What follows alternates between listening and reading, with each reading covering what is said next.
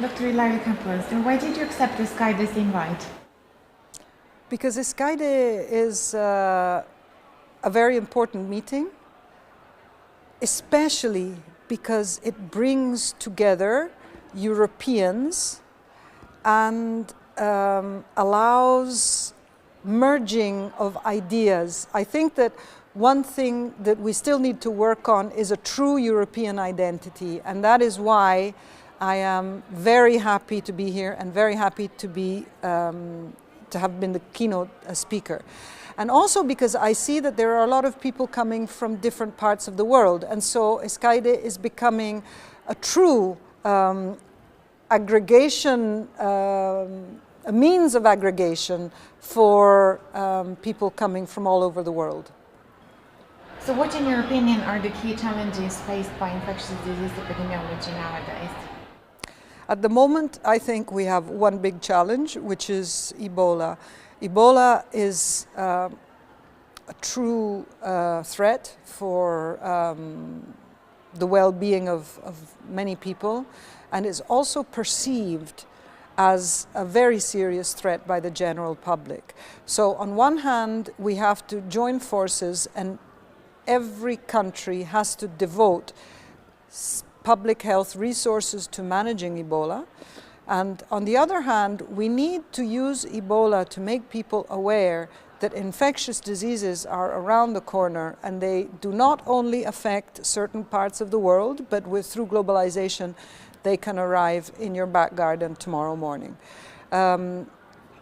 Infectious diseases tend to have peaks of interest, and then the interest tends to go down. I think that if we manage this situation and other situations which will be arising in an appropriate way, we will be able to raise the awareness and get policymakers on the right page, good students and postdocs working on infectious diseases, and the general public to support this type of work. So what message would you like the participants to remember after your keynote address today? That scientists need to understand that they are part of a bigger system, which is not this bigger science community, so epidemiologists or virologists or infectious disease scientists are part of the science, so they're part of the physics and of the chemistry. No, this is not what I mean. What I mean is they are part of a bigger environment which must involve politicians and policymakers. Because if scientists continue to ignore or to underestimate the importance of the media and of politics and of policymakers, they will have a hard time in obtaining funds, obtaining interests, and then when they will have to manage crisis, there won't be any resources. And therefore, it is a new paradigm that I think needs to be implemented, which is talking more to the policymakers in the wider sense. ILARIA CAPUA, do you believe that the current low rate of healthcare workers' influenza vaccination coverage should be improved? And if yes, why? I am a very strong supporter of influenza vaccination, of course in health workers, but also at my family level. I used to vaccinate my husband and my daughter every year. It is now 2 or 3 years that my husband buys the vaccine and chases me around the house for me to administer the vaccine. I would like to remind people that I am a vet and not a doctor, so my husband particularly appreciates my soft touch in vaccinating him. Apart from this, I do believe that particularly health workers should be vaccinated so that they can, first of all, protect themselves against influenza and against the consequences of flu, but they can also protect their patients from influenza. I would just like to add one other little thing. We are faced this year and this season with generalized, I would say, panic for the Ebola crisis. One of the first symptoms of Ebola is fever, is high fever. And if this fever could be linked to many situations, and I would be particularly in favor of increasing the vaccination coverage, because if there is let's say a particularly strong and widespread influenza activity this year, we will have lots of people with fever. And these people could be afraid that they haven't contracted Ebola, and they will go to the hospital. And if they go to the hospital, they will jam the system, and the system will have problems in managing the real emergencies. And so particularly this year, please think about it twice before saying that you do not want your influenza vaccination. So now introducing our keynote speaker. When I said before, science meets policy, Dr. ILARIA Capua is sort of the personification of this. Being a veterinarian and a virologist, Dr. Capua is a very distinguished a scientist and has received several awards for her work. Most memorable is her advocacy for the sharing of genetic information of, in particular, avian flu and H5N1 viruses, both across disciplines and across countries. She is currently on leave as director of the comparative biomedical science at the Istituto Profilattico Sperimentale delle Venezie. And she was the director until she was elected for Italy's parliament, where she is sitting right now. And I really appreciate that she took the time to give us the keynote lecture here with the topic, Close Encounter of the Third Kind. Ilaria, we are very curious for your talk.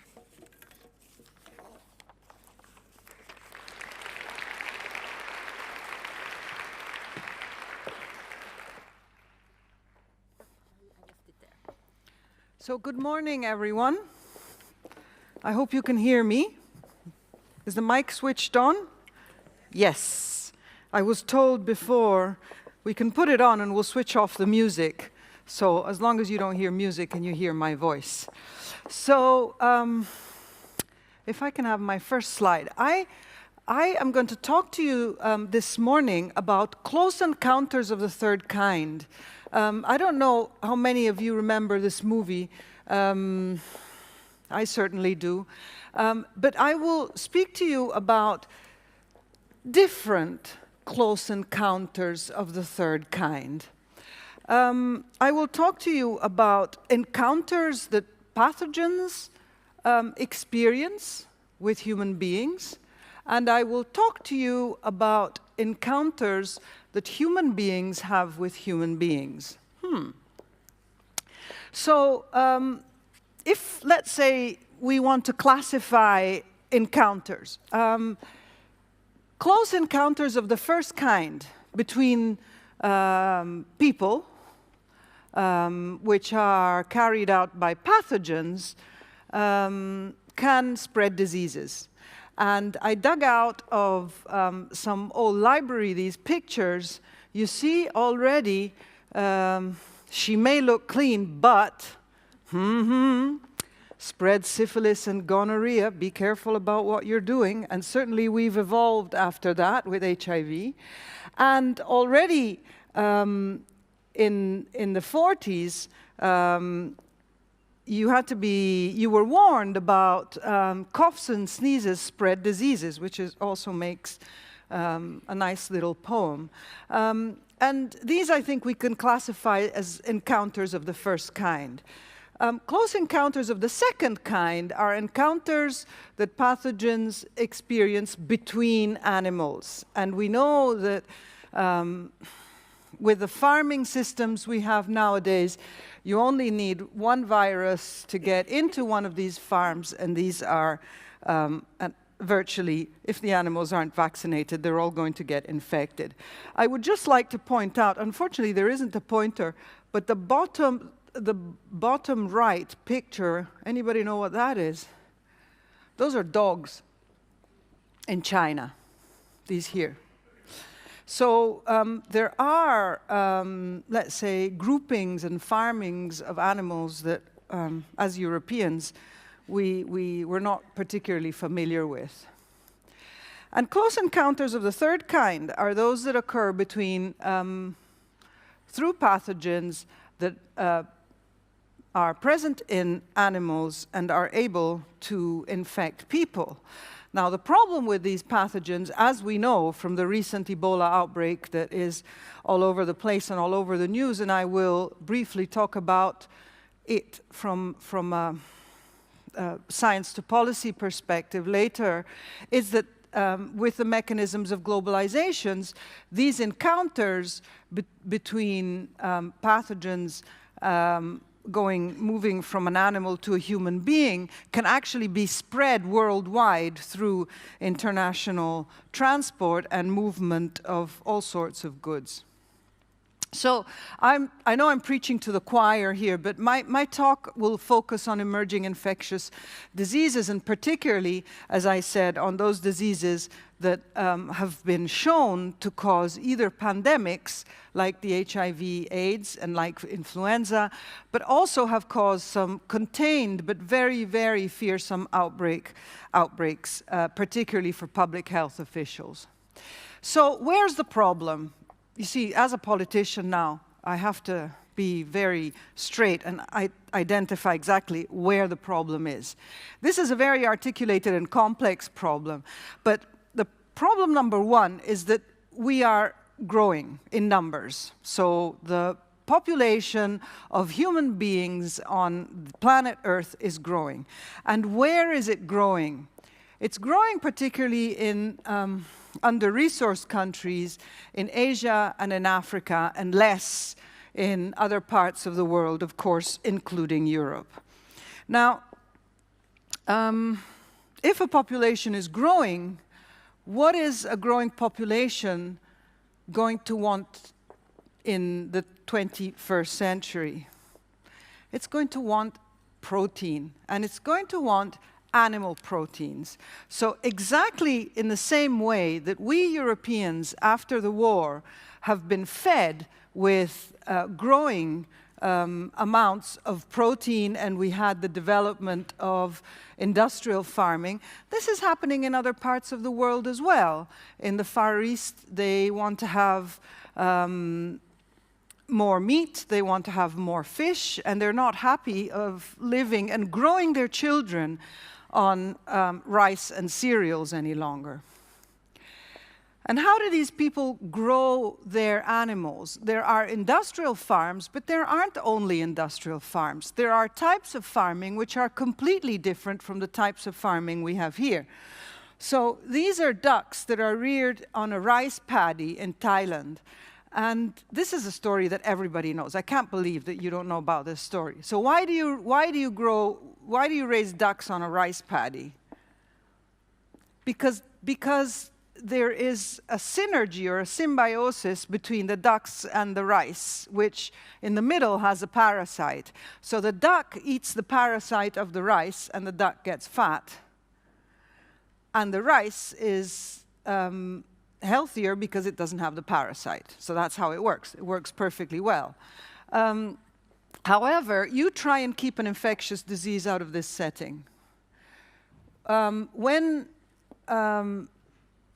in 2004, 2005, when H5N1 was the big hitter, you know, as vets, we were asked, okay, how do we control this infection in Asia? And I remember the medical community coming to speak to us and say, but can't you vaccinate those ducks? And I would say, but look, why don't you vaccinate them? Okay, that means you have to catch them one by one. Right, it's not the easiest thing in the world. Also, these types of farming include systems that are systems of rearing that are really, I would say, beyond our imagination under certain circumstances. So this picture was taken in Vietnam many years ago, in the middle of the H5N1 outbreak. And as you can see, the chickens are reared in the pigsty at another level. And although you can see a very efficient protective device to avoid the feces dropping into the pigsty, this is actually because chicken feces have a residual amount of energy and of protein, and the pigs just eat it. And this is, I would say, the perfect pandemic factory. And so you understand that, I mean, under these conditions, we can do a hell of a lot of talking here as scientists, but then it gets really, really difficult to try and manage these diseases at a local level and on a global scale. And we also know that these animals are farmed, and they're farmed for domestic or for local consumption, but they're also farmed to be exported. Now, it's been many years since I've been in Sweden. I feel really old. And this is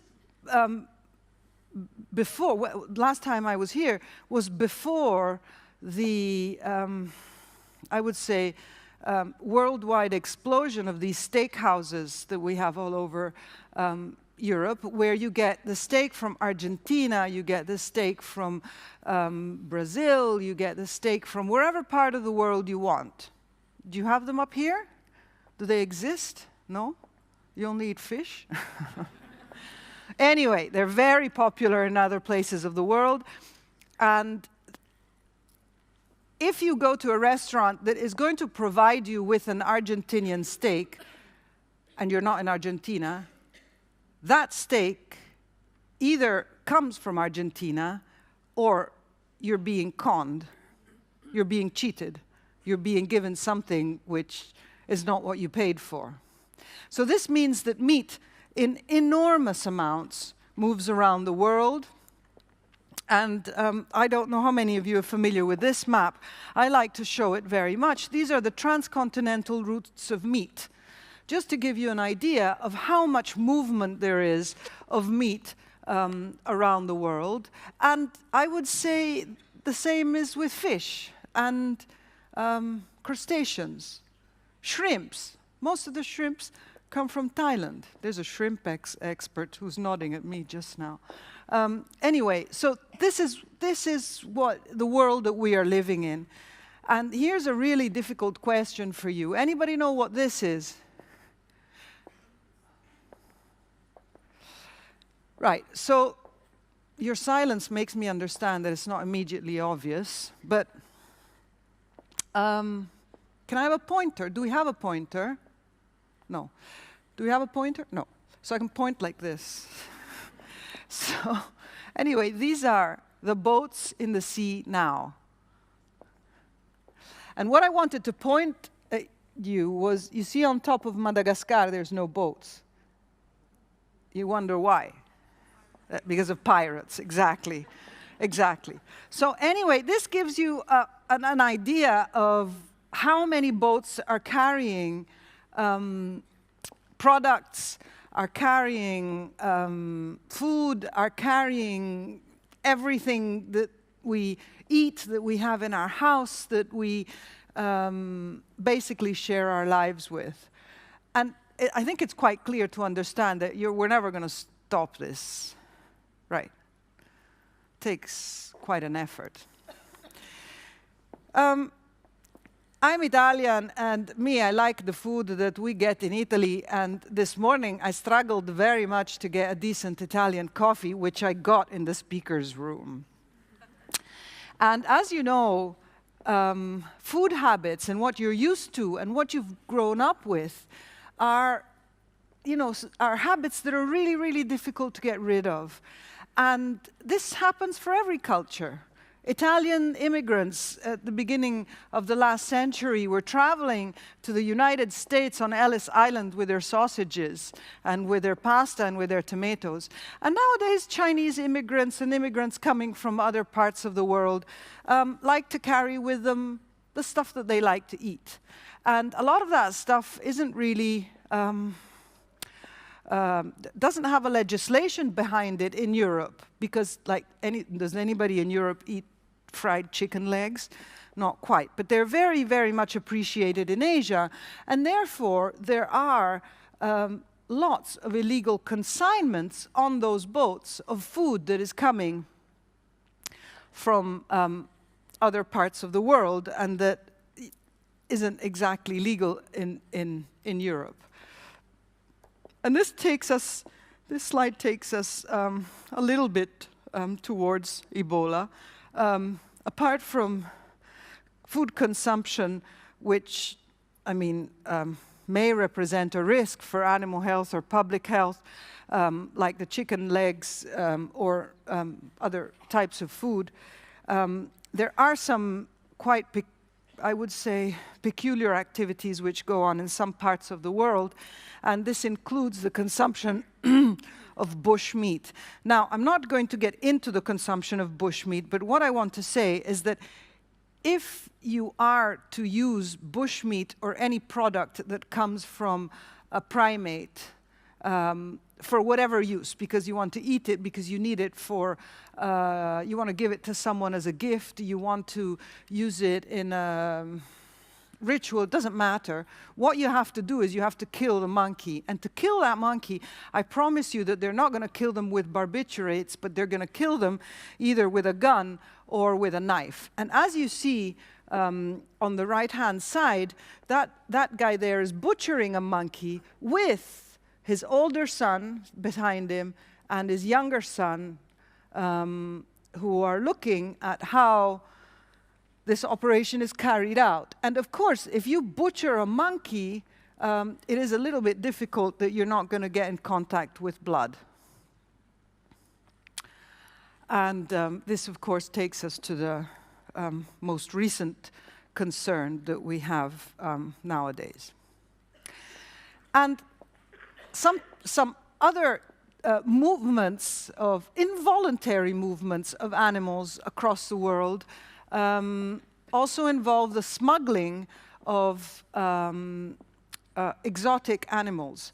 And I don't know how many of you remember, but the first case of H5N1 in Europe was actually linked to the smuggling of 2 of these hawk eagles, which were smuggled from Thailand into Brussels, actually. Why? Because this guy wanted to give his brother or his cousin a gift. So what did he think? Why don't I get him 2 hawk eagles? And so he put the 2 hawk eagles in a basket and put them in his carry-on luggage. And what happened was that the dogs that are at the airport, mainly to identify drug dealers, actually smelled something very interesting in that luggage. And it wasn't drugs, but it was, there were these 2 eagles.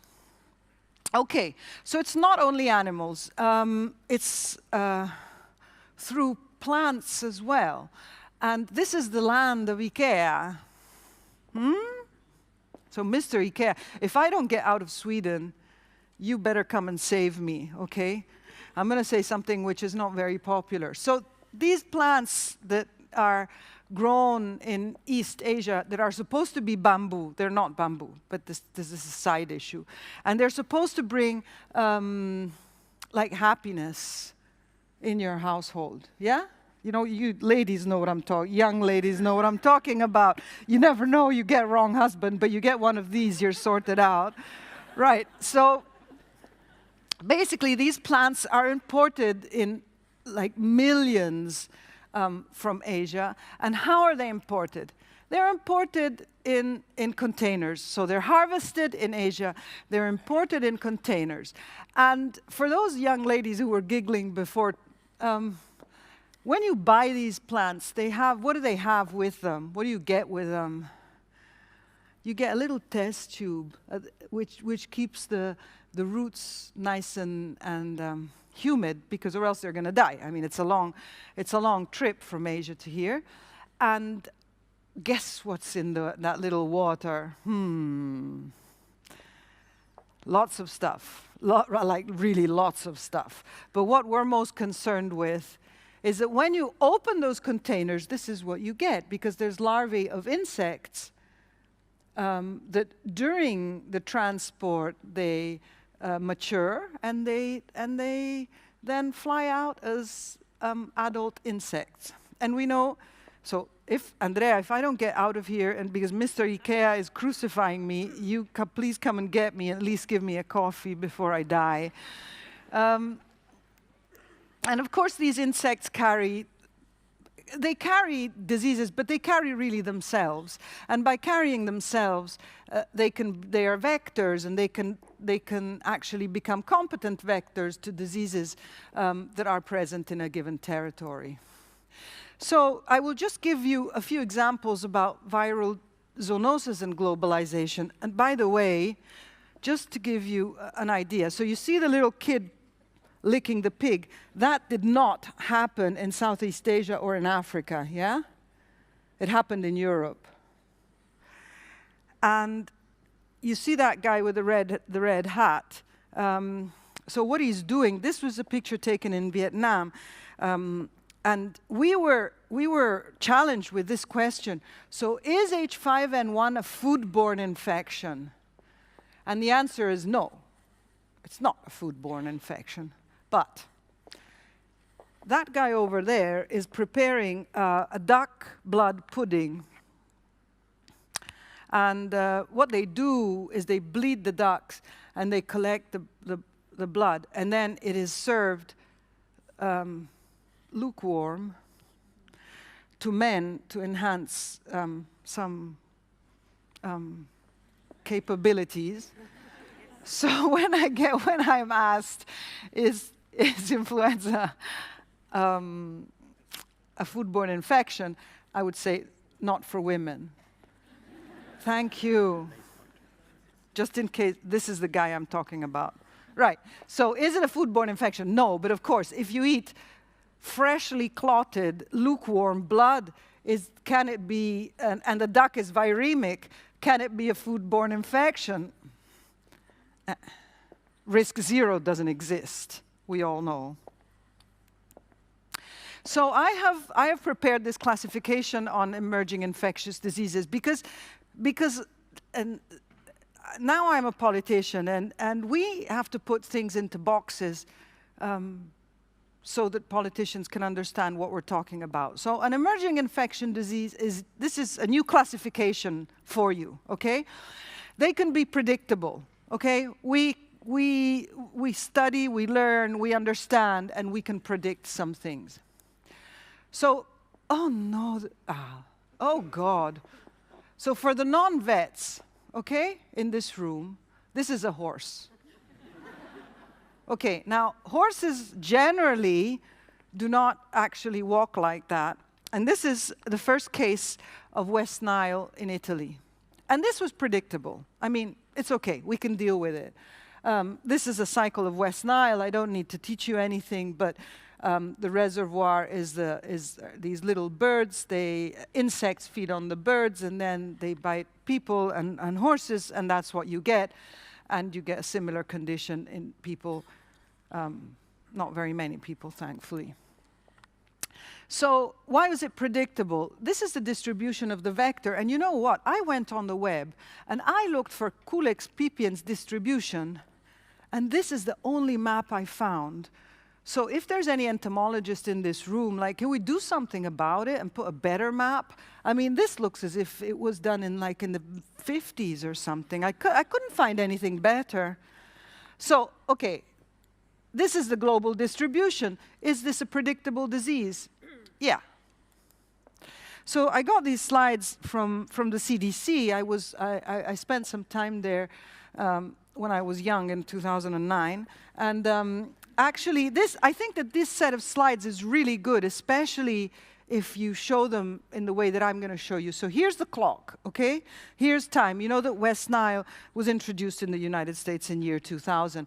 And I get asked as a virologist, as a politician, as half a magician, like, are we going to be able to stop West Nile in Italy because we had West Nile?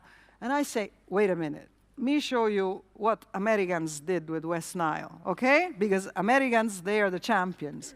2001, 2002, 2003, 2004, 2005, 2006, 2007, 2008. So when they asked me, are we going to be able to stop West Nile? I mean, the Americans didn't stop it. Do you really think that we're going to stop it? Okay. Second level is rather predictable. Some of these emerging diseases are rather predictable.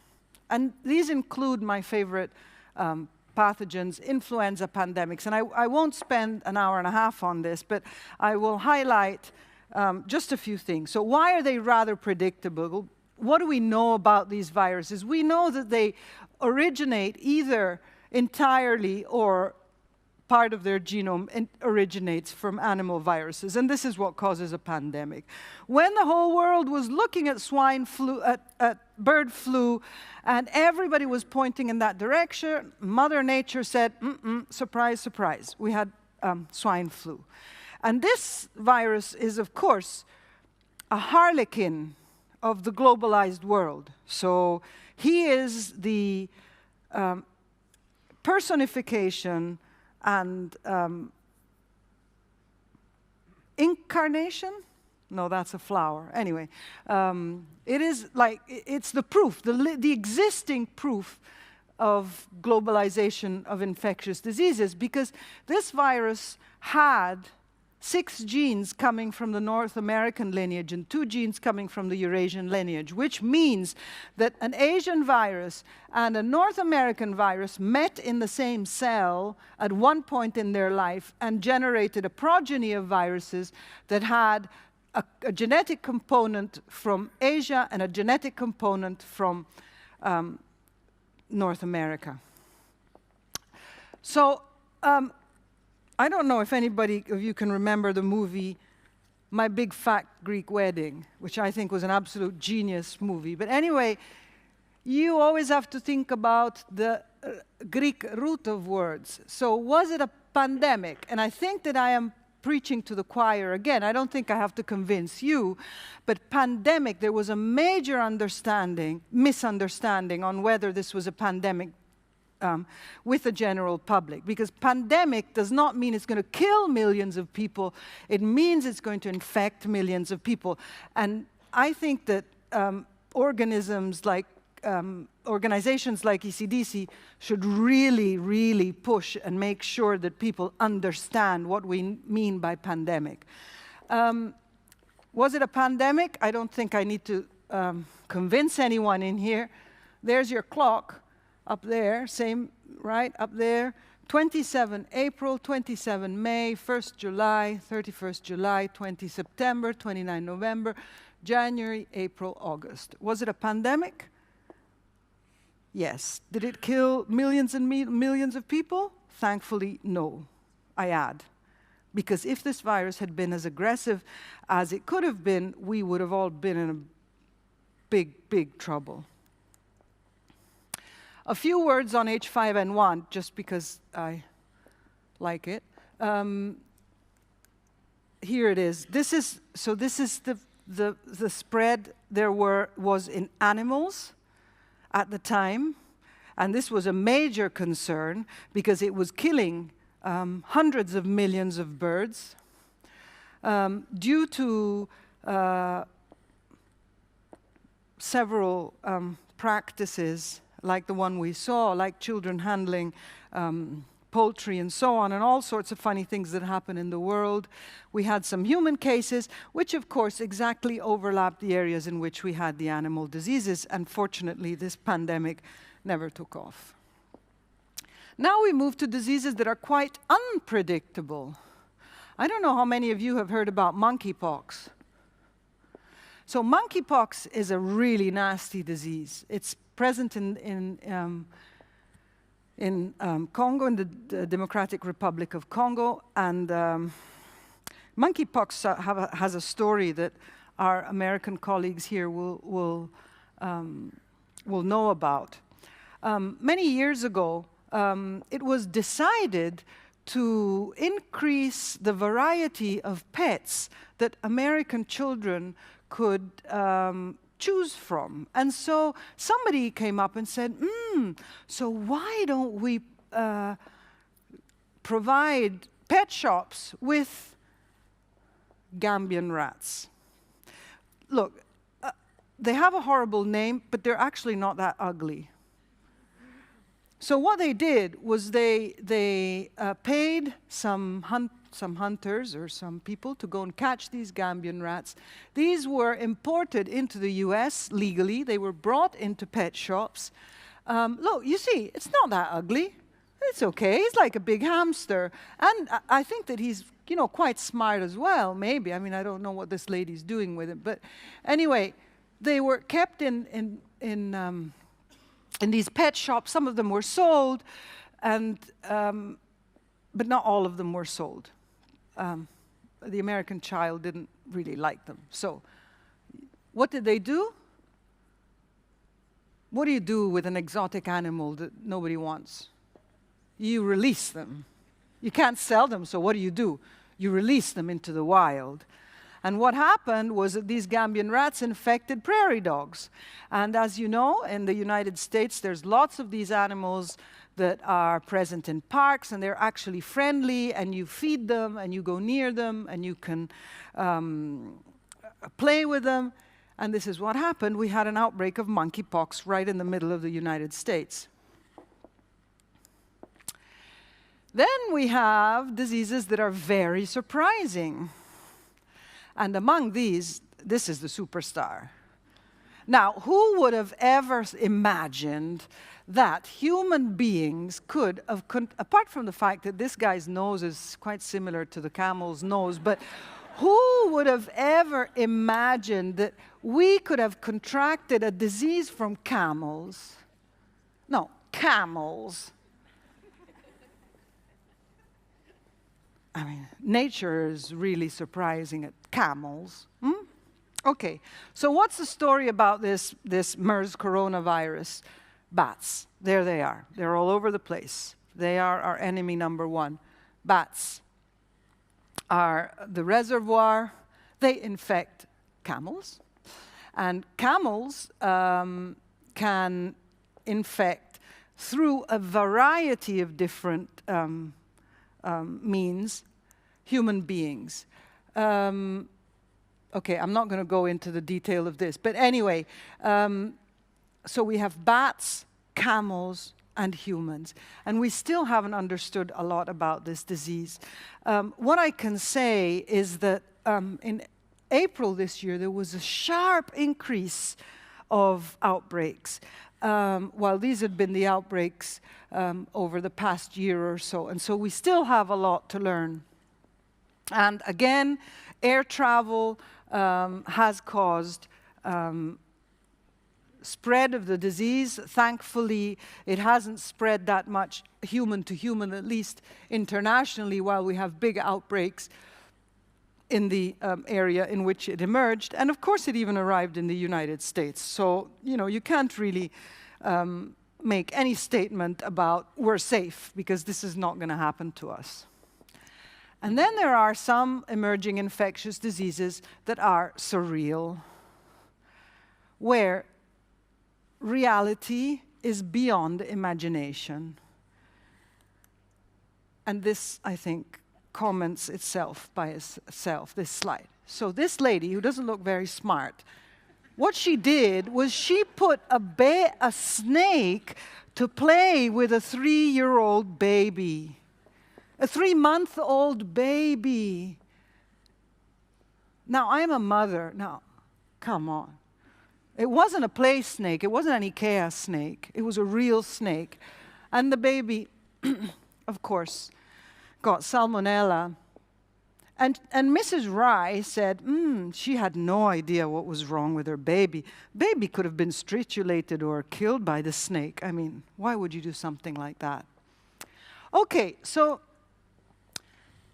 this is what we are working with when we're working with emerging infectious diseases. And as scientists, as people who are involved with managing these diseases, we have, I think, a very big responsibility, because these diseases can spread, they can spread all over the world, and you can find them in your back garden tomorrow morning. So what can we do? Andrea briefly mentioned this, and I really don't want to get into any detail, but I put myself in a gigantic mess in 2006.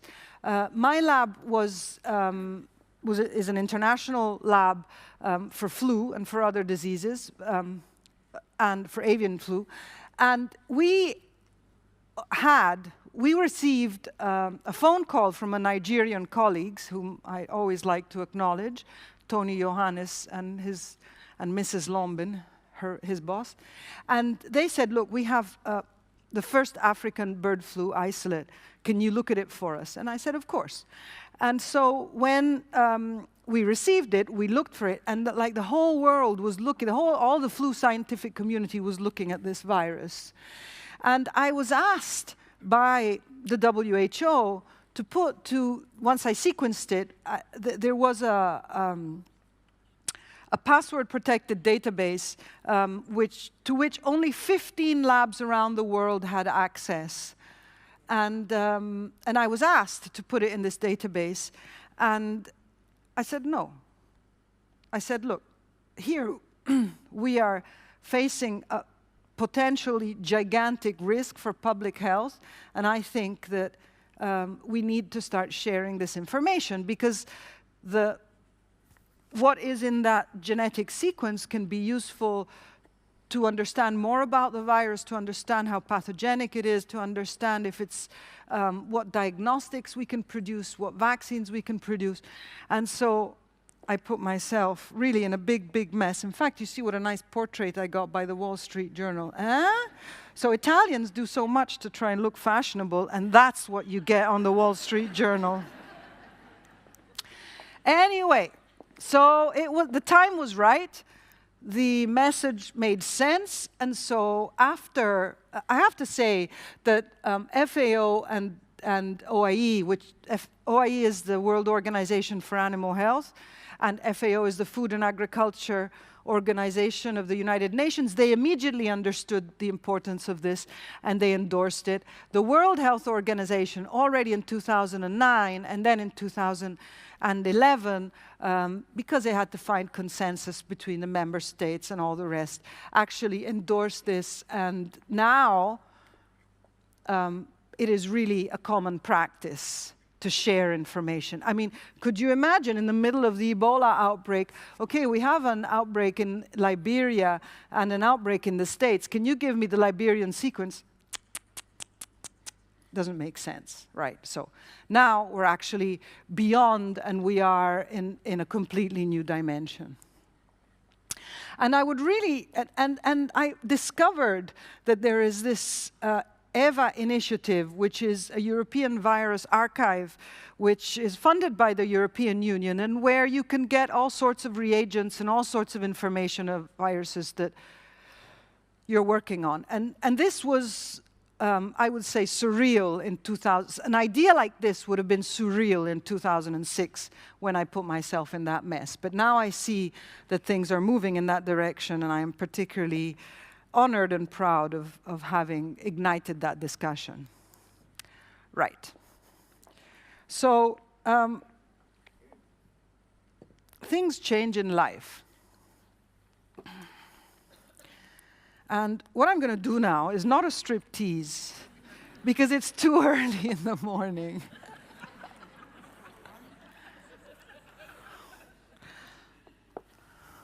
But what I'm going to do is I'm going to step into somebody else's shoes. Because now I'm not a scientist anymore. So I am. But I pretend I'm not.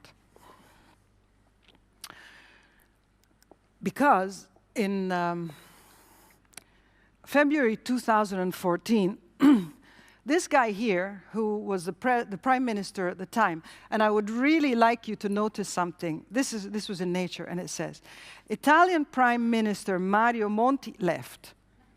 Just in case anybody thought that I was the prime minister. Phoned me up and said, look, so I'm going to cut this story short. But anyway, phoned me up and said, would you be willing to run for elections? And for a series of reasons that I'm not going to get into that detail, I said, why not? And the main reason was, we always complain, Italians are really good at complaining, and we always complain about how things don't work in our country. And so it's easy to complain and not do anything about it. And so if the former prime minister, who's a rather credible guy for anybody who's known what he's done in his mandates as a European commissioner, certainly more credible than the politicians we've had in the past, says, do you want to do something for your country? And you say no, then you shouldn't complain. And so I said, okay, I'm on it. Right. This is like really difficult. So this is what happens when I started. I was clueless. I didn't know where to start from. You don't know how Parliament works. You don't understand what people are saying. You don't understand anything. Then you sort of get naively confident and you say, I can do this. Then you become discouragingly realistic, and that's the phase I'm in right now, because you say, okay, this is way too big for me to do anything. And then you know it. So I am here. There, okay? Just so that you understand my state of mind. And now, this is serious, and I've taken this phrase by Galileo because I think that it really applies to a scientific community which needs to be involved in policy.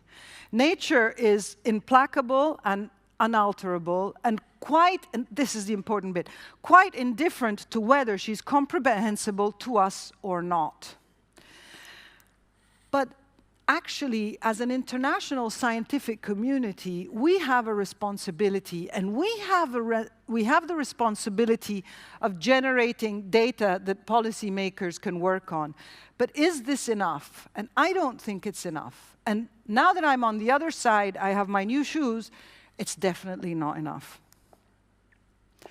Because we need to maintain political interest for a series of reasons, primarily to secure funding, okay? And things like this, where we are considered the scientists that go on about their own stuff, that only understand their little world, and that are probably fabricating viruses in their labs, and they're probably acting as bioterrorists, or God knows what we're doing. This is what a lot of stakeholders say and think, except when you have a big problem and then they all run towards the scientists. And so the second part of my talk is going to be about another type of close encounters, which is close encounters between people. And I think that the scientific community has done a lot in engaging the public. We have lots of meetings now to make the general public aware of aspects of science that before were not even considered by the general public. We have close encounters of the second kind, scientists to scientists. like this meeting, like many other meetings, where we try and cross-fertilize each other, coming from different disciplines. We try to make friends, we try to create networks, and these are extremely important. What is missing is, at least this is what I see, is this. Does anybody in this room know who these two people are? But no one. Zero. Okay, I'll give you a hint. They work for the Commission. Right. So these two guys here are the new commissioners. Okay, it was a difficult question because the new commission has just been, they're actually only started 3 or 4 days ago. But these two guys here are the Commissioner for Health and the Commissioner for Research. And does anybody know the names? Ah, because you're Lithuanian. Yes. You see? I'm smart. She's Lithuanian. Please? Vitus Andriukaitis. So I looked it up. I had it written down, but I would have never pronounced it in this way. For health. Anybody know about the name of this? No Portuguese in here? Eh? Moedas. Very well. I think that they should be shortlisted for the prize. Okay, so this is the ECDC conference and European Center for Disease Control, and 2 people, let's say 10 people in the room, we have shy people as well, know who these people are. This is not a good performance. Why? Because these people give you funding, they give you direction, and they give you strategy. That's why you need to interact with them. That's why you need to have people who can interact with them and speak their language. I think this speaks by itself. So I have been presenting interrogations in Parliament on several issues related to science and to virology. You know who was there? No one. No one. Look. There's one. So this is where the government sits, and like there's one person asking the Italian government, what are you going to do about Ebola, okay? Me. Full stop. There's no one there. No one. So this is the interest that politicians have in science. And this is not like science astrophysics. This is science like diseases that you could get tomorrow morning, okay? Now, the source of information that politicians use to make their educated decisions, this is source of information 1. You can always recognize a politician because they have at least 5 newspapers which they carry under their arm. This is their distinctive trait. Their source of information 2 is their constituency. It does not matter what the constituency says, but they listen to people who have elected them because they are interested in what people want from them. And source of information 3 is also, I would say, anything that rotates around the conspiracy theory. And because every politician wants to look clean and wants to look like I'm going to save the world. And so they are very, very attentive to this type of information. And of course, the web. You can find any information, apart from the distribution of cool excipients, you can find anything on the web. And often you read the first, if you're a politician, because you don't have time, you read the first or the second, alert that you get. And I focused on, I'm sure you know about this Tamiflu issue, which happened in spring, where BBC says millions wasted on flu drug, claims major report. Tamiflu, Britain spent 424 million on a drug that shortens bouts but is no cure. And then you have a terrifying history of viruses escaping from labs. In the 70s, the Chinese pandemic was a lab mistake. And then you have 2,000 vials that disappear from the Pasteur Institute, and they had SARS in it. And then you have the gain-of-function experiments. Scientists in the lab are making dangerous viruses that if they escape, they're going to kill all of you. And then, in the little corner, the battle to discover new antibiotics. Like, by the way, we don't have any antibiotics, so if you get an infection, you know, we're not going to be able to cure you. And the real information and the relevant information actually gets lost in the noise. And let me tell you, I can tell you, because I know these people, these are like, they're not smart, okay? They don't get things immediately. We need to give them short, simple messages that they can understand without burning too much energy. And what I think happens is that we go one step forward and 3 steps backwards. Because on one hand, we say, oh, the flu, we have to be careful, we have to protect, we have to buy Tamiflu. And then we say, oops, you know, we spend so much on Tamiflu and it doesn't work. Ah, well, so what? And I'd really like to commend Wendy Barkley. Anybody who knows her, please bring my words to her. She actually stood up in front of the BBC and she said, no, look, Tamiflu is all we had. And when you don't know what's going to happen, you need to use what you have. And actually, she was strong and brave enough to stand up in front of the press and say this. So what are we selling? What are we, like you, that are scientists now, what are we selling? We are selling a hazard, a risk, a threat. We're not selling anything which has immediate consequences. And for emerging infectious diseases for which there's been an alarmistic media coverage, they are eventually perceived by the general public as a hoax. And then all the journalists point to the conspiracy theory. So I don't know if anyone was at the ESWI meeting in Riga like a couple of months ago, but I picked this up. This is the European Scientific Working Group on Influenza. And look at them. So these people are smart. They know what they're doing. They're talking about influenza. This is what I got from their advertisement.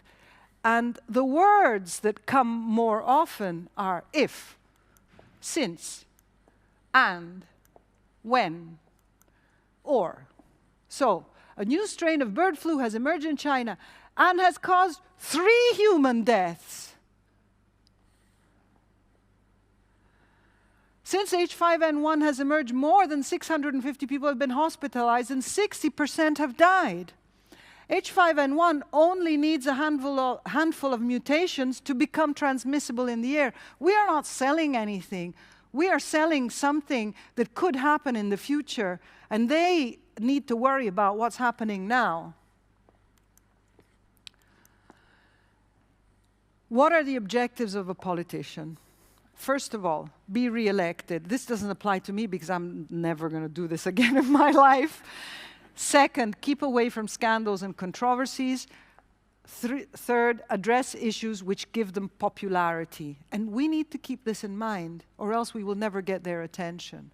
And the bottom line is that resources are limited. They are pressurized by many, many, many interest groups. They want to put their money, in inverted commas, but not only in inverted commas, and attention on sure bets. And sure bets are impossible when you're working with emerging infectious diseases. So in general terms, an emerging infectious disease may be perceived as a major health issue, and it will attract attention, and it will attract funding.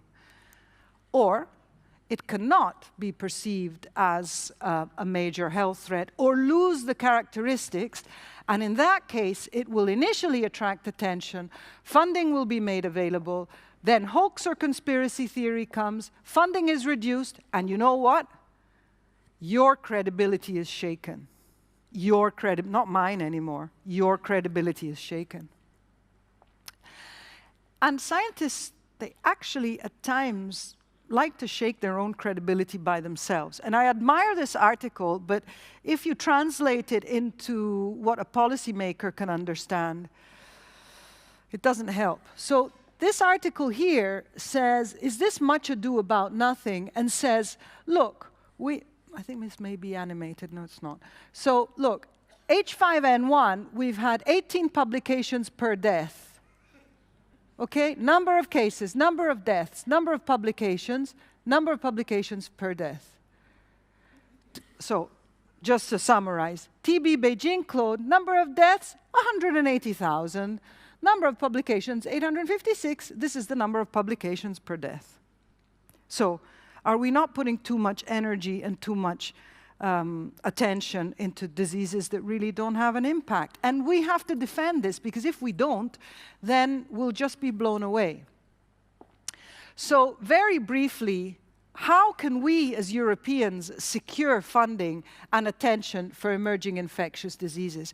This is a very interesting document which I downloaded from the web, and it comes from the US government. And basically what they do, so they say, it's not only the deaths, but it's the related costs or associated costs to an emerging infectious disease. And let's just think of Australia closing the flights from Africa. That's enough to make any air company, and air companies are powerful, really think about how we should manage these diseases. So SARS, although not very many people were killed, the estimated cost was 30 to 100 billion. And recently, the CDC has announced a partnership with the Department of Defense, with which they've worked for a very, very long period of time on the global health security agenda, convincing, rightly so, the American citizen, the American taxpayer, and the American voter that controlling diseases outside the US is essential for the health and security of the American citizen. And look at where the Americans get their money from. Look at that. This is the Department of Defense. That's where they get funding. But in Europe, we don't have a Department of Defense. So what are we going to do? Start crying and complaining? No. We need to plug into European framework policies, immigration policies. How many of you have been asked, so in Italy we have this big problem about migrants coming from Northern Africa.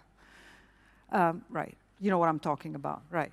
So how many people of you have been asked, what is the chance of Ebola coming to Italy with migrants? I get this asked about 5 times a day. Burden on health services. Equality of EU citizens. Why should a citizen living in one country be more at risk in one member state than a citizen living in another country with reference to an emerging infectious diseases? And scientific excellence. Europe is very proud of its scientific excellence, and there's the new Horizon program and so on and so forth. And we can plug in our areas of interest into being excellent and delivering information and knowledge around the world. So this is my take-home. I'm actually even on time. So this is my take-home message for you guys. Agree on a few simple take-home messages for politicians. Be prepared to manage conspiracy or hoax journalistic interpretations. Somebody's going to come up and say, these people made money out of Ebola vaccine, which doesn't exist. Because this company was of the brother, of the sister, of the grandmother of so-and-so who was a politician, and therefore it shouldn't have been used to cure Ebola patients. So, I mean, get ready, because this is going to come. This is how that world works. Stop thinking that the scientific community does not need to interact with politicians, like you should not be saying, it's not my job, somebody else is going to do it, because nobody's going to do it for you. It's your problem. And please understand that you are a scientist, and that scientists do tend to sort of think that they're going to save the world, and they are going to save the world, but they're not going to save the world by themselves. They need political will to move things forward. So in my revised vision of One Health, see, this is somebody know who this is? Tonio Borg. This is the old commissioner for health. So in our new vision for One Health, you have to bear in mind that it's animals and people and everything, the environment, but it's also the news, communication, meetings, politicians, and the political environment as a whole. And this takes me to my last slide, and this is really what you have to keep in your mind. It is our problem, and the only thing worse than being blind is having sight and no vision. Thank you very much.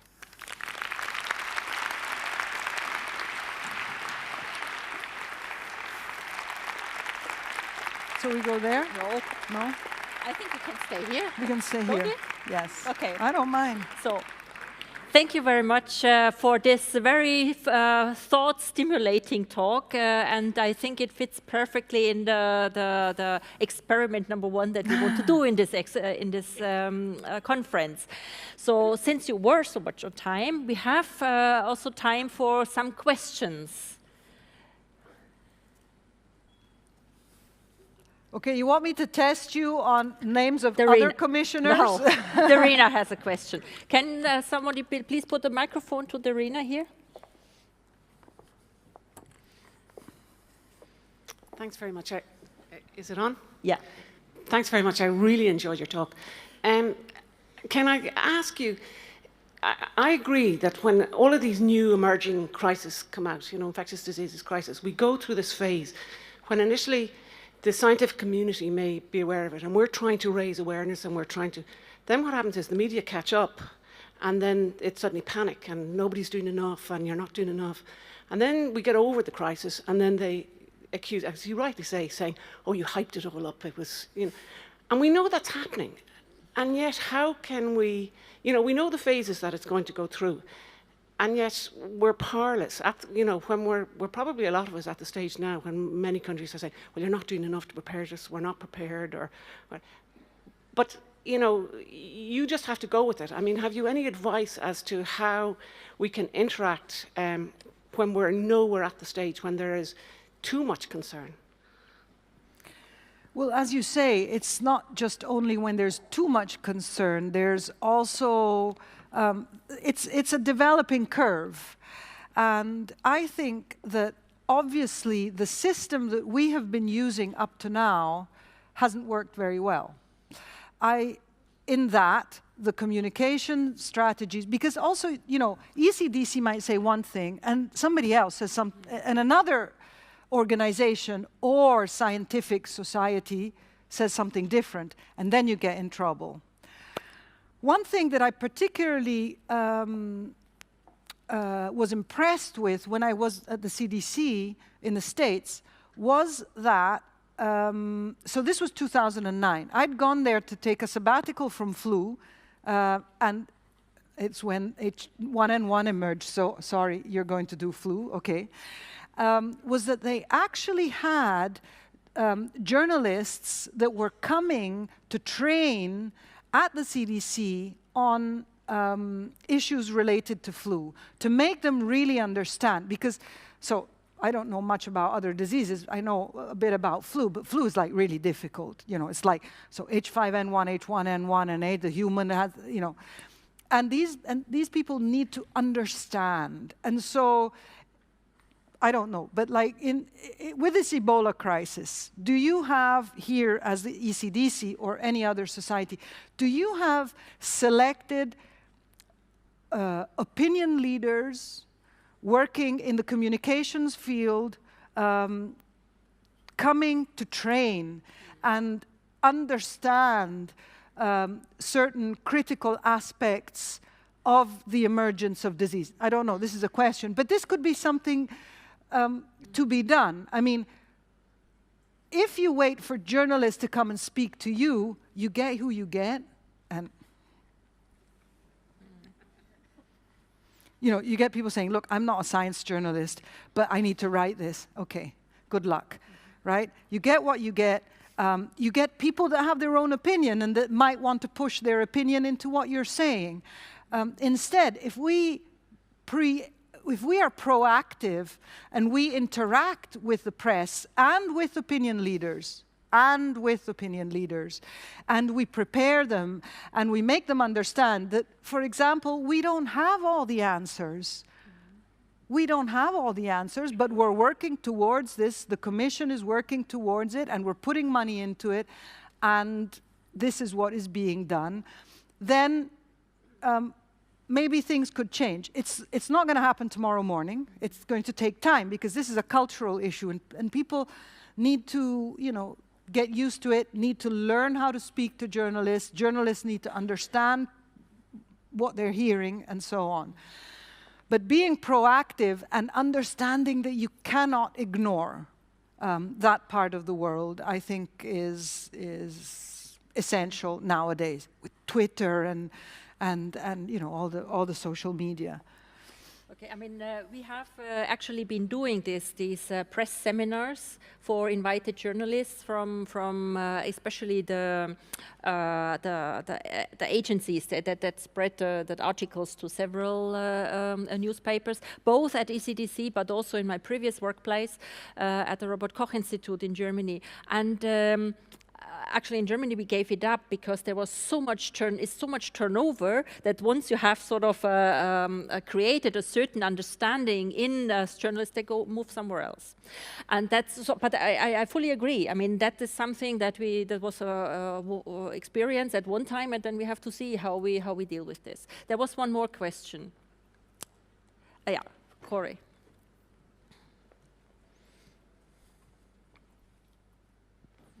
Thank you. I also enjoyed your talk very much. It was very smart and very entertaining at the same time. So thank you. You would have fallen asleep. I wouldn't want all the foreigners to fall asleep this time of the morning. No, it's more of a commentary, because the press don't have any deadlines anymore, or there is a deadline every 30 seconds, which means that the time to do research is 30 seconds. So the old concept of having a science journalist who can sit and understand a problem and have a good time, say a couple of weeks to do research and talk with various scientists, that's over.